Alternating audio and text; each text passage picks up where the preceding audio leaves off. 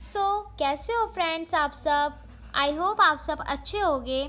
आज मैं आपको थायराइड ग्लैंड के बारे में बताऊंगी, तो आप अपने कॉपी और निकाल लीजिए और आपको मैं सारे नोट्स भी प्रोवाइड करूंगी इसकी, ठीक है। थायराइड ग्लैंड जो होता है, फर्स्ट ऑफ ऑल मैं आपको उसका पिक्चर दिखाने जा रही हूँ, क्योंकि उसका पिक्चर जो है वो बहुत ही इम्पॉर्टेंट है और आपको उससे रिमेंबर हो जाएगा कि थायराइड ग्लैंड दिखता कैसा है। तो मैं आपको वो पिक्चर प्रोवाइड कर दूंगी यहाँ पे और आप उसे देख लीजिएगा। जैसा कि आप इस पिक्चर में देख रहे हो, इस पिक्चर में ये है कि जो थायराइड ग्लैंड है वो हमारा एक तरह से बटरफ्लाई शेप का दिखता है। थायराइड ग्लैंड जो होता है वो हमारा बटरफ्लाई शेप का दिखता है, ठीक। तो इसमें लिखा गया है कि जो पहला पॉइंट है इसका, तो ये थायराइड ग्लैंड जो है वो हमारा लार्जेस्ट एंडोक्राइन ग्लैंड है और ये लोकेटेड है, इसका लोकेशन जो है वो लैरिक्स और ट्रैकिया के बीच में है।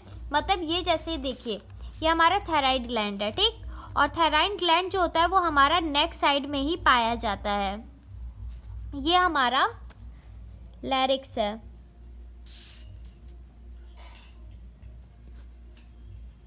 लैरिक्स है, ये हमारा थायराइड ग्लैंड है, ठीक। और ये हमारा ट्रैकिया है। ये जो है ये हमारे नेक के साइड में ही पाया जाता है हमारा थायराइड ग्लैंड।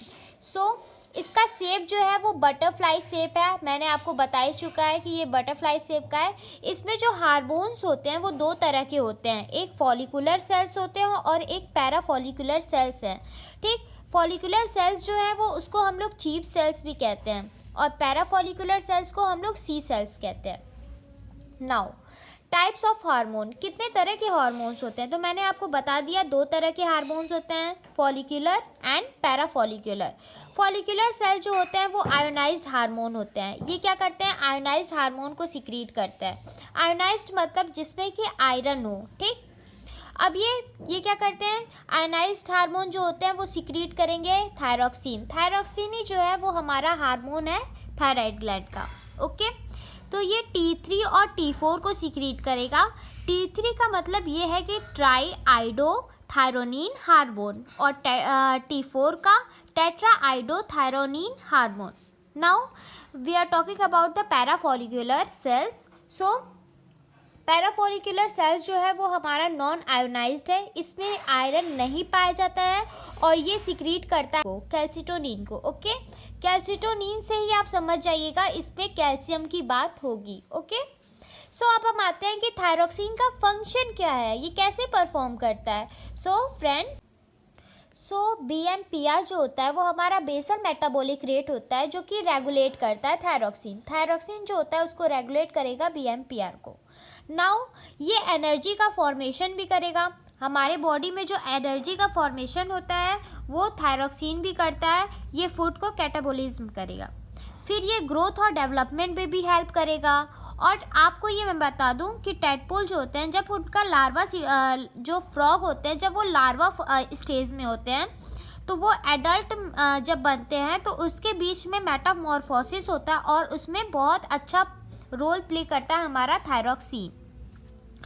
अब जैसा कि आप जानते हैं कि जो हमारा थायराइड ग्लैंड है वो उसका कुछ तो डिसऑर्डर होगा ही हमारे बॉडी में। तो अब देखिए, अगर थायराइड जो होता है, थायरॉक्सिन जो होता है वो अगर थोड़ा कम सिक्रीशन करने लगे, हाइपर सिक्रीशन मतलब कम सिक्रीशन करना और हाइपर सिक्रीशन मतलब ज़्यादा सिक्रीशन करना, अगर वो कम सिक्रीशन करेगा तो उसमें कौन कौन से डिजीज़ होंगे। तो आप देखिए, स्केलेटिनिज्म, गॉइटर, मैक्सिडीन एंड हैशिमोटोस।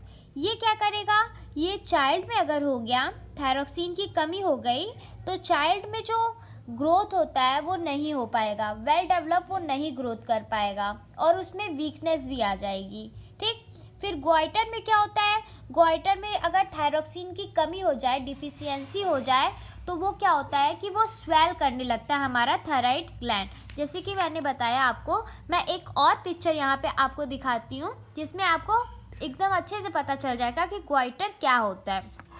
गॉइटर जो होता है, जब हमारा थायरॉक्सिन की कमी हो जाती है हमारे थायराइड ग्लैंड में, तो क्या होता है कि ये स्वेल कर जाता है, इतना एरिया नेक के साइड में इतना एरिया जो रहता है स्वेल कर जाता है।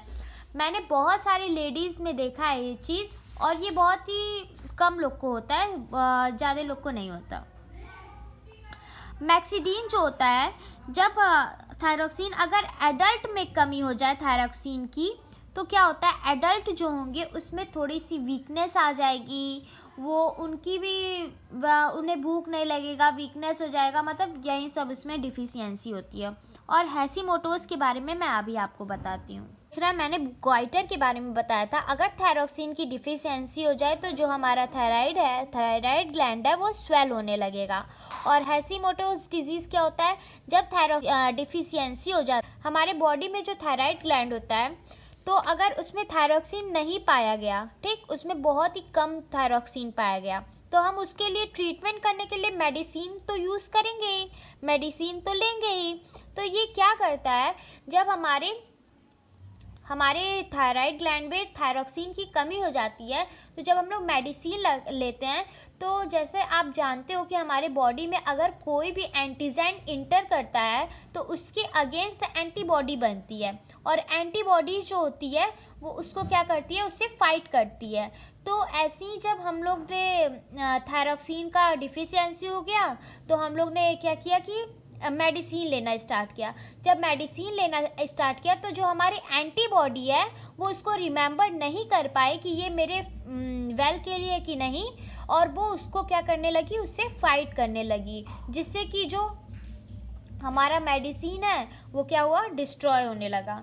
तो इसको एक तरह से हम लोग ऑटो इम्यून डिजीज़ भी कहते हैं, जो कि खुद ही पे ही अटैक करने लगे, और इसको सुसाइडल थायराइड भी कहते हैं। नाउ हाइपर सिक्रीशन जब होगा, एक्सोपैथोलेमिक ग्वाइटर, जब हाइपर सिक्रीशन होगा तो एक्सोपैथोलेमिक ग्वाइटर जो होता है, ये हमारा एक तरह का डिजीज़ है। ये होगा तो इसमें हम लोग का क्या होगा, BMR जो basal metabolic rate plus blood pressure plus ये सब हाई होने लगेगा। और मैं आपको बता दूं कि उसमें कैसा होगा, मैं एक और आपको पिक्चर शेयर करती हूँ, जिसमें कि जैसे कि ये हमारा फेस है, तो इसमें जो आईज़ हैं वो बहुत ही ब्रॉड हो जाती हैं, जिससे कि जो ह्यूमन है उसकी आईज़ जो होती हैं वो बहुत ही ब्रॉड हो जाती हैं, और वो डरावनी जैसी दिखती हैं। तो ये एक तरह का उनको डिजीज़ हुआ रहता है। ओके, तो इसका अब now we are talking about the function of the calcitonin. Now we are talking about the function of the calcitonin. So the calcitonin are regulating the calcium and phosphate. तो हमारा जो calcitonin है वो calcium और phosphate को regulate करता है, ठीक। और ये क्या करता है, जो हमारा ब्लड है उसमें कैल्शियम लेवल को कम करता है, decrease calcium level in our blood and induce calcium excretion in urine. जब हमारे बॉडी से यूरिन थ्रो आउट होता है तो जो कैल्शियम उसके ही साथ साथ हमारे बॉडी से निकल जाता है। और आपको एक और पॉइंट नोट करनी है, जैसे कि हमारा थायराइड कैल्सीटोनिन और हार्मोन जो है, थायराइड कैल्सीटोनिन हार्मोन जो है वो कैल्शियम को डिक्रीज़ करता है, वहीं पर पैराथायराइड हार्मोन जो होता है वो ब्लड में हमारे कैल्शियम को इंक्रीज़ करता है। गाइस, अगर आपको मेरा ये वीडियो और नोट्स अच्छा लगे तो आप मेरे चैनल को सब्सक्राइब, लाइक, शेयर ज़रूर करिएगा। और आपको अगर किसी भी टॉपिक्स का नोट चाहिए और उस पर इंफॉर्मेटिव वीडियो चाहिए तो आप प्लीज़ मुझे कमेंट करिएगा। Thank you so much for watching.